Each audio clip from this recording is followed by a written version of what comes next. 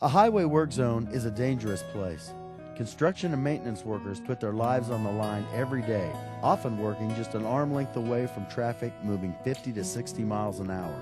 Signs are put up, cones are placed, and flaggers direct traffic, but highway workers live with the knowledge that death and injury could be a heartbeat away.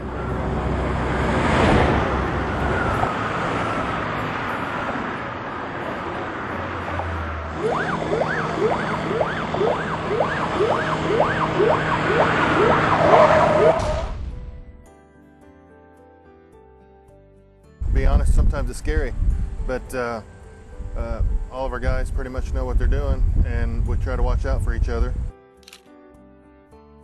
If you're out on the road, you better be watching out, because they're not. You know, too many of them are not. And they will run through just as fast as they can go. They don't see you half the time out there. You can have signs up. I've had several close calls, and they don't see you.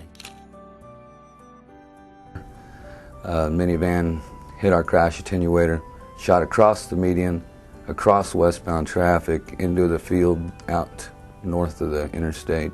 When we finally got up to the driver, he just said he wasn't paying attention. We had all our lights going, but he just said he wasn't paying attention. Patching is probably about the worst, and I've had him come around the shoulder on me, and the guys blow the air horn, and I've got to jump out of the way. And there's always vehicles that are going in and out in between us and come screeching up behind the striper, I mean within 4 feet. You gotta have your head on the swivel all the time because you don't know what's gonna happen. You know, you got a lot of stuff moving around, you got vehicles coming by you. If you're not on your toes, you can get hurt. I mean, seriously hurt. I've had plenty of close calls.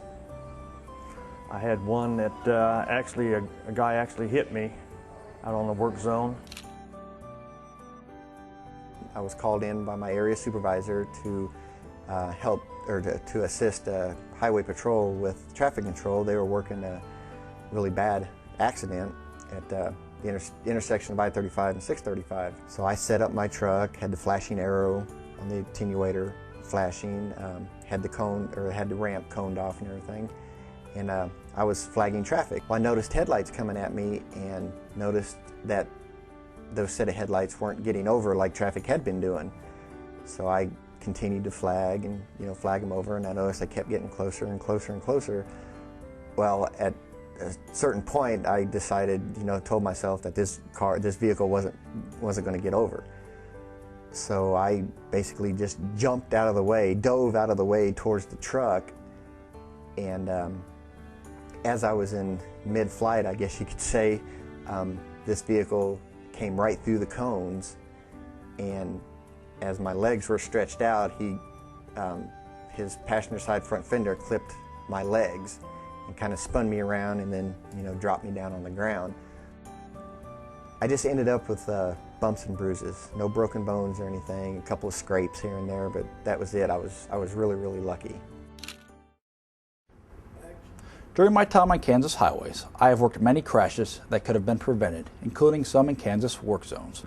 Orange means work zone. When you encounter a work zone, watch for the cones, the barrels, and the signs, and especially the highway workers out doing their jobs. Be alert, minimize distractions such as cell phones or eating, and always be aware of your surroundings. Be patient, reduce speed if necessary. Be courteous. It is important to think safety at all times, because a tragedy can happen in a split second. I got the phone call that one of our guys had been hit. And when I got out there, the helicopter was out there. So then you kind of get the realization of something serious is going on. So then you come out there and you go walking around the corner, and then you look down and all you see are 2 white blankets. So then it kind of hits you what really just happened. My son, Scott McDonald, who I refer to as Scotty, was killed June the 1st, 2005 on Highway 75 north of Topeka. He was working for KDOT, And on that particular morning, it's my understanding that he was working with one other person and they were collecting trash, and he happened to be the person outside of the truck collecting. I just remember my husband kind of coming forward and saying to me, "It's Scotty, he's gone." And I just looked at him like, "What are you talking about?" I mean, the last time I'd seen him was less than 12 hours before, and he was perfectly healthy, happy young man.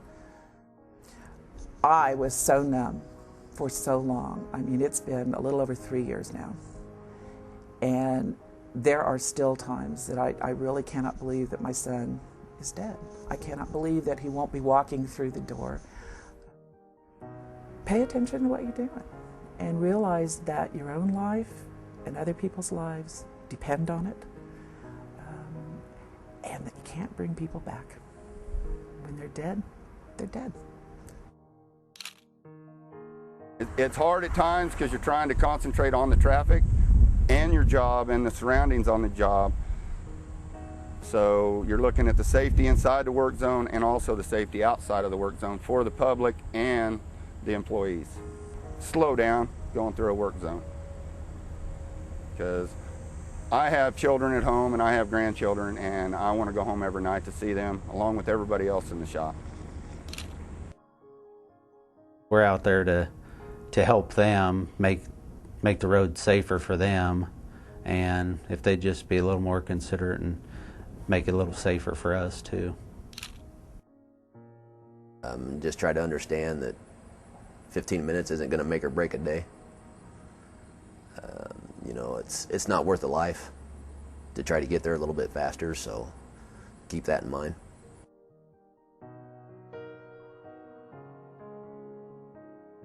I wish there was something really profound that we could tell people, but I just don't think people have an appreciation for the lives that are out there.